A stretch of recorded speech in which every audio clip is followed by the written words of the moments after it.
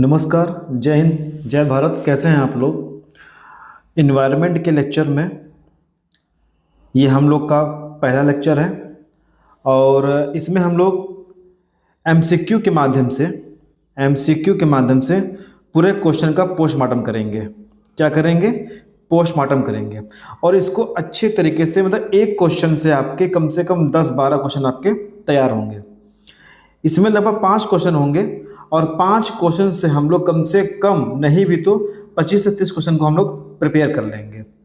देखिए, एमसीक्यू जो होता है ना, एमसीक्यू के माध्यम से जब हम किसी चीज़ को प्रिपेयर करते हैं तो जल्दी हमारे दिमाग में बैठती है। ठीक है, तो समय को खराब ना करते हुए हम लोग चलते हैं। हमारा आज का पहला प्रश्न है कि पर्यावरण से अभिप्राय क्या है। ठीक, इस प्रश्न को सॉल्व करने से पहले हम कुछ चीज़ों को पहले समझेंगे। क्या? देखिए, पर्यावरण है क्या? पृथ्वी पर पाए जाने वाले भूमि, जल, वायु, जीवों, पौधों और जंतुओं का समूह जो हमारे चारों ओर है, उसको सामूहिक रूप से हम लोग पर्यावरण कहते हैं। बात समझ में आ रही है? पृथ्वी पर पाए जाने वाले जो भूमि है, जो जल है, जो वायु है, जो जीव हैं, पौधों और जंतुओं का जो समूह है जो हमारे चारों ओर है, उनको हम सामूहिक रूप से एनवायरनमेंट या पर्यावरण कहते हैं। अच्छा, देखिए, पर्यावरण संरक्षण अधिनियम 1986, पहला फैक्ट यहीं पे आप इसको प्रिपेयर कर लीजिए, इसका सन याद कर लीजिए, 86। ठीक है, पर्यावरण संरक्षण अधिनियम 1986 कितनी बार एग्जाम पूछा हुआ है।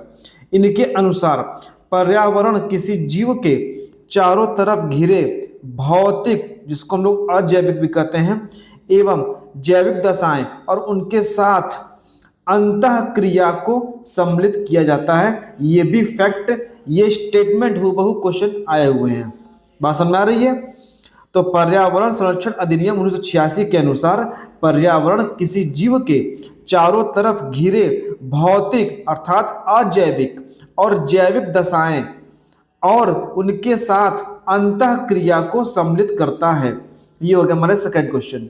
2 फैक्ट तैयार। अच्छा, अब देखिए, जो ये स्टेटमेंट है कि पर्यावरण एक अविभाज्य समष्टि है। ठीक, ये आपके मेंस में भी एक शॉर्ट में आपसे इसके ऊपर आपसे टिप्पणी पूछ सकता है।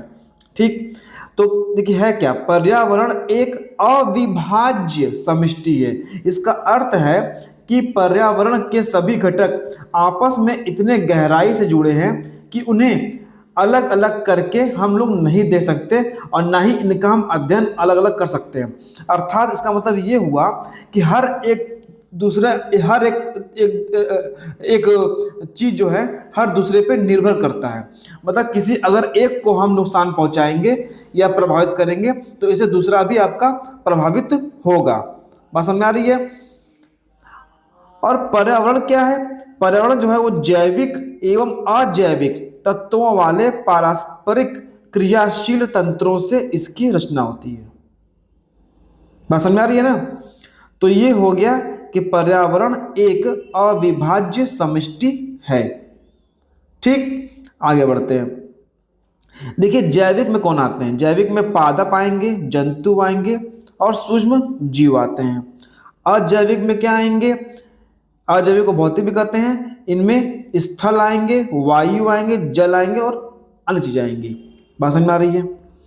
एक पॉइंट और देखिए, जैविक तथा अजैविक घटकों के अंतर्गत सांस्कृतिक तत्वों की अंतः क्रियात्मक व्यवस्था जैसे धर्म, नैतिकता, प्रथाएं, लोकाचार, विधि, व्यवहार, प्रतिमान आदि भी शामिल की जाती हैं इन दोनों के अंतर्गत।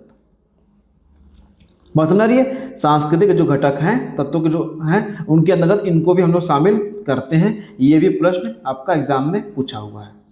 बात समझ में आ रही है? तो हम लोगों ने इतने चीजों को देखकर हम लोग इसका आंसर करेंगे। क्या है? पर्यावरण से अभिप्राय क्या है? भूमि, जल, वायु, पौधे एवं पशुओं की प्राकृतिक दुनिया जो इनके चारों ओर अस्तित्व में है। बिल्कुल सही बात है। अच्छा, उन संपूर्ण दशाओं का योग जो व्यक्ति को एक समय बिंदु पर घेरे हुए रहती हैं। ये भी सत्य है। भौतिक, जैविक तथा सांस्कृतिक तत्वों की अंतःक्रियात्मक व्यवस्था जो अंतः संबंधित होती है, ये भी सही है। अर्थात पर्यावरण शास्त्र क्या है, ये चारों इसका राइट आंसर होगा। बात समझ में आ रही है? अच्छा ये देखिए, एक पॉइंट और समझिए कि जो पर्यावरण है ये जैविक घटक, अजैविक घटक तथा भू आकृति के घटकों से मिलकर बनता है। ये स्टेटमेंट बीपीएससी में आया था। ठीक है, बात समझ आ रही है ना? तो पर्यावरण जैविक घटक, अजैविक घटक तथा भू आकृति के घटकों से मिलकर बनता है। बात समझ आ रही है? ये आप लोग देख लेंगे, ये पीडीएफ आपको टेलीग्राम ग्रुप में मिल जाएगी। ठीक, या आप कमेंट कर दीजिएगा, आपको कमेंट बॉक्स में आपको ये पीडीएफ दे दी जाएगी। सेकेंड प्रश्न क्या है? सामान्यतः पर्यावरण को निम्न प्रकार से वर्गीकृत किया जा सकता है, निम्नलिखित में से कौन सा इस वर्गीकरण का अंश नहीं है? अंश नहीं है, पूछा है, अंश नहीं है। ठीक, अब देखो, भौतिक पर्यावरण हम लोगों ने पढ़ा है। भौतिक मतलब अजैविक, पर्यावरण के अंतर्गत भू आकृतियां, जलाशय, जलवायु, मृदा, चट्टानें, खनिज आदि आते हैं। ठीक, तो ये तो आता है, हमने ऊपर पढ़ा था। अच्छा, सांस्कृतिक पर्यावरण क्या है? इसमें धर्म, नैतिकता, प्रथाएं, लोकाचार, विधि, व्यवहार, प्रतिमान आदि शामिल होती हैं, ये हमने ऊपर पढ़ा था। जैविक पर्यावरण में क्या आएगा? इसमें वनस्पतियां भी आएंगी, जंतु जिसमें मानव भी आएंगे तथा सूक्ष्म जीव भी इसमें शामिल होंगे। तो हम लोगों ने देखा कि भौतिक, अजैविक, ठीक, सांस्कृतिक और जैविक, ये चारों मिलकर पर्यावरण का निर्माण करते हैं। बात समझ में आ रही है? तो कौन इसमें से अंश नहीं है? तो इसमें कौन सा नहीं है? परिचालन पर्यावरण। ठीक, फॉर एग्जाम्पल, अगर आपको देखिए यहां पे एक चीज और हम आपको सिखाएंगे। फॉर एग्जाम्पल, अगर आपको ये प्रश्न नहीं आ रहा है, आपको इसके बारे में नहीं पता है, इसके बारे में नहीं पता है, इसके बारे में नहीं पता है, ठीक है, तो देखिए सब कुछ तो आपको याद रहेगा नहीं। एमसीक्यू को डील करने का तरीका होता है। ठीक, इसमें एक मेथड लगता है ऑड इन ऑड आउट का। बात समझ में आ रही है? अब देखिए, ये चार ऑप्शन आप पढ़िए, परिचालन पर्यावरण, भौतिक पर्यावरण, सांस्कृतिक पर्यावरण, जैविक पर्यावरण। तो आपका दिमाग खुद अपने आप कहेगा कि देखिए भौतिक पर्यावरण और जैविक पर्यावरण, ठीक, ये तो भैया सेम है, तो इनको तो आप पहले ही हटा देंगे। रही बात सांस्कृतिक की और परिचालन की, बात समझ आई, तो आप 50-50 में आ जाएंगे। और अगर आप थोड़ा सा दिमाग और लगाएंगे, अगर आप कॉन्सेप्ट को पढ़े होंगे पहले से, तो परिचालन पर्यावरण और सांस्कृतिक पर्यावरण, ठीक, आपने पर्यावरण में इस टर्म को जरूर पढ़ा होगा, इसलिए आप आसानी से इन तीन को एलिमिनेट करके आप सही आंसर पे आ जाएंगे। इसका सही आंसर होगा ए, परिचालन पर्यावरण इसका अंश नहीं है। बात समझ में आई? आगे बढ़ते हैं। कर दिए गए कथन में से कथन ए और दूसरे का कारण बताया गया है, क्या सही है? देखिए, सतत विकास मानव समाज के कल्याण हेतु महत्वपूर्ण है। ठीक, सतत विकास से अभिप्राय ऐसे विकास से है जो भावी पीढ़ियों की जरूरतें पूरी करने की योग्यता को प्रभावित किए बिना वर्तमान समय की आवश्यकता पूरी करे। इसको पढ़ने करने से पहले हम कुछ कॉन्सेप्ट को समझेंगे। क्या कॉन्सेप्ट है ये समझिए। धारणीय विकास कहिए या सतत विकास कहिए या संपोषणीय विकास कहिए, ये सभी टर्म एक हैं। इसका अर्थ क्या होता है? यह अवधारणा है जिसके तहत वर्तमान की आवश्यकताओं के साथ साथ भविष्य की आवश्यकताओं को भी ध्यान में रखकर काम किया जाता है। मतलब इसका ये हुआ कि आप वर्तमान में जो आप निर्माण कार्य कर रहे हैं, ठीक, या जो विकास का कार्य कर रहे हैं, तो आप ऐसा काम करेंगे कि आप भविष्य के लिए जो हमारी पीढ़ियां हैं, जो हमारा फ्यूचर है, ठीक है, उनके लिए भी कुछ छोड़ेंगे। ऐसा नहीं है कि सारे संसाधन आप वर्तमान समय में ही उसका उपभोग कर लेंगे। बात समझ आई? तो भविष्य की पीढ़ियों को ध्यान में रखते हुए हमें विकास करना है। धारणीय विकास प्राकृतिक संसाधनों के उपयोग में पीढ़ीगत संवेदनशीलता का विषय है। ठीक, ये भी एक आपका प्रश्न ही है, समझिए इसको। ठीक, बात समझ में आ रही है ना। तो पीढ़ीगत संवेदनशीलता का विषय क्या है? धारणीय विकास। बात समझ में आ रही है? अच्छा, देखिए, संपोषणीय विकास मतलब वही धारणीय विकास। संपोषणीय विकास की संकल्पना सर्वप्रथम ब्रेटलैंड रिपोर्ट 1987 में की गई थी। टेंशन नहीं लेना है, ठीक है, टेंशन नहीं लेना है, सब ट्रिक से याद करवा देंगे, डेट फैक्ट। ठीक, बस अभी समझिए कि संपोषणीय विकास की संकल्पना सर्वप्रथम ब्रेटलैंड रिपोर्ट 1987 में की गई थी। अच्छा, किसने किया था? वर्ल्ड कमीशन ऑन, या लॉन लिख गया है, ऑन होना चाहिए, ठीक है, on environment and development, WCED द्वारा प्रकाशित रिपोर्ट थी। ठीक, तो WCED ने इसको प्रस्तुत किया था। किस नाम से किया था? Our common future. 6 star question है ये। आवर कॉमन फ्यूचर के नाम से इसका प्रकाशन किया था, और इसी को हम लोग क्या बोलते हैं? ब्रेटलैंड रिपोर्ट भी बोलते हैं। अच्छा, जब ब्रेटलैंड आ ही गया है तो कुछ और इसके बारे में पढ़ते हैं। देखिए, ब्रेटलैंड आयोग, इसका गठन कब हुआ था? 1983 में। अच्छा, प्रकाशन कब हुआ रिपोर्ट का? 1987 में, मतलब 5 साल के बाद या 4 साल के बाद। ठीक है, ये बोल सकते हैं आप। और इसके अध्यक्ष कौन थे? ग्रो हार्ले ब्रेटलैंड। कौन थे? ग्रो हार्ले ब्रेटलैंड। अच्छा, अब देखिए, हम लोग ट्रिक से याद करेंगे। क्या? देखिए, 4 ट्रिक हैं। हर एक ट्रिक को 15 बार खाली बोलना है।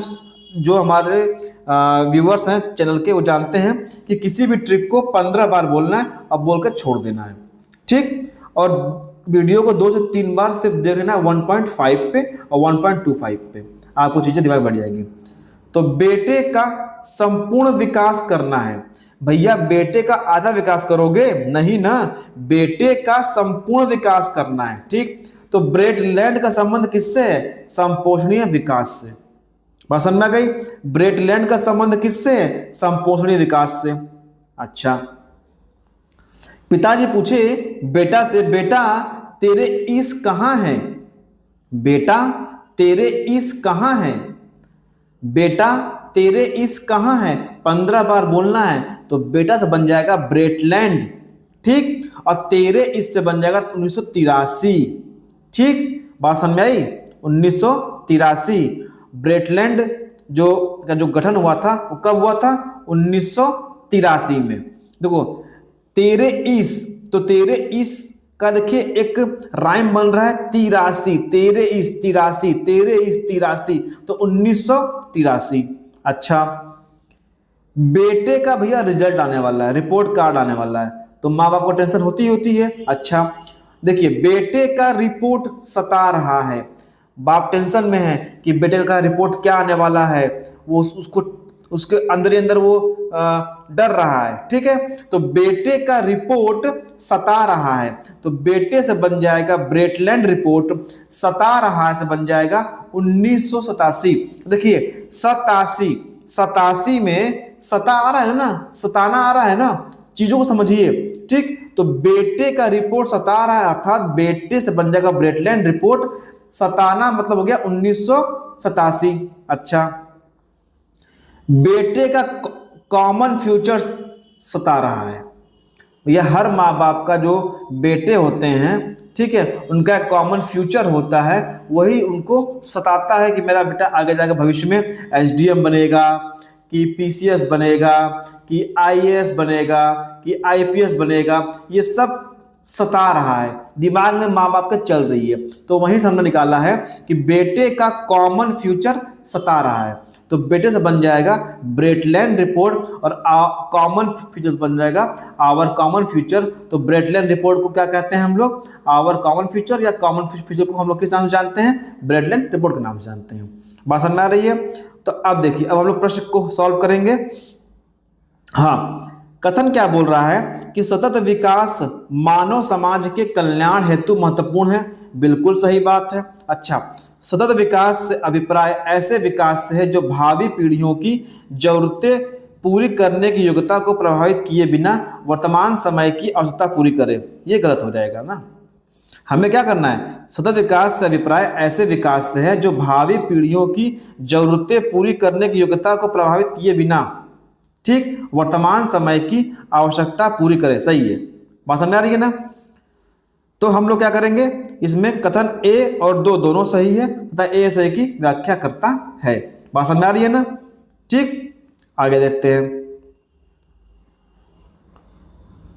देखिए, वर्ष 1987 में संयुक्त राष्ट्र में पर्यावरण से संबंधित एक प्रतिवेदन की प्रस्तुति की गई। इसका नाम था धारणीय विकास, सस्टेनेबल डेवलपमेंट पर चर्चा आरंभ हुई। वह प्रतिवेदन क्या था? Our common future, our common future. देखिए, अगर मान लीजिए कि आपको इसके बारे में कोई कॉन्सेप्ट नहीं पता है, ठीक, आपको सॉल्व करना है, तो आपने जब पर्यावरण पढ़ा होगा ना, तो उसमें ये आवर कॉमन फ्यूचर टर्म को पढ़ा होगा। ठीक, आपको इनके बारे में कुछ नहीं पता है, लेकिन आपको एक चीज पता है कि हमने ये कहीं तो पढ़ा है। तो अगर नहीं भी आ रहा है तो आप इसके ऊपर अपना एक दाव खेल सकते हैं। बात समझ आ रही है ना। इसके ऊपर अपना एक दाव आप खेल सकते हैं। देखिए, एमसीक्यू खाली पढ़ाई से या नॉलेज से सॉल्व नहीं होता। इसके लिए थोड़ा सा आपको अपने अंदर एप्टीट्यूड डेवलप करना पड़ेगा। और ये कैसे होगा? ये तब होगा जब अधिक से अधिक पीवाईक्यू सॉल्व करोगे। तो कोई टेस्ट पेपर नहीं। देखिए, टेस्ट पेपर में आप टीचर का, जो टीचर हैं इंस्टीट्यूट के, आप उनका दिमाग पढ़ते हो। बात समझ आ रही है ना। आपको जो आयोग के जो परीक्षक हैं, आपको उनका दिमाग पढ़ना है। वो कैसे आप पढ़ लोगे? जब आप पीवाईक्यू को बेस बनाओगे। आगे आते हैं। धारणीय विकास किसके उपयोग के संदर्भ में अंतर पीढ़ीगत संवेदनशीलता का विषय है? हमने बताया था प्राकृतिक संसाधन, बताया था ना। अंतर्गत पीढ़ीगत संवेदनशीलता का विषय क्या है? प्राकृतिक संसाधन। ठीक, देखिए, धारणीय विकास प्राकृतिक संसाधनों के उपयोग के संदर्भ में अंतर पीढ़ीगत संवेदनशीलता का विषय है। ठीक, धारणीय विकास का मुख्य उद्देश्य पृथ्वी के प्राकृतिक संसाधनों का न्यायसंगत उपयोग, संरक्षण तथा उचित प्रबंधन करना है। बात समझ में आ रही है। अब देखिए, हम लोगों ने 5 प्रश्न देखा और 5 से हमने 25 फैक्ट, 25 इंपॉर्टेंट फैक्ट, एरोगेटिव फैक्ट नहीं, 25 इंपॉर्टेंट फैक्ट को हमने तैयार कर लिया। बात समझ में आ रही है। आप जो है इसको 2 से 3 बार देख लीजिएगा और जो ट्रिक बताया है उसको आप लोग रिवाइज करिएगा। आपको चीज़ें एग्जाम में जो प्रश्न है आपके वो आसानी से सॉल्व हो जाएंगे। ये हमारा चैनल है, इसको आप लोग सब्सक्राइब कर लीजिए और अधिक से अधिक इसको शेयर कीजिए। जिसको पीडीएफ चाहिए वो कमेंट कर देगा। ठीक, और टेलीग्राम में तो आप लोग जरूर से ऐड हो जाइए। ठीक, तब तक के लिए जय हिंद, जय भारत। आपका दिन शुभ हो।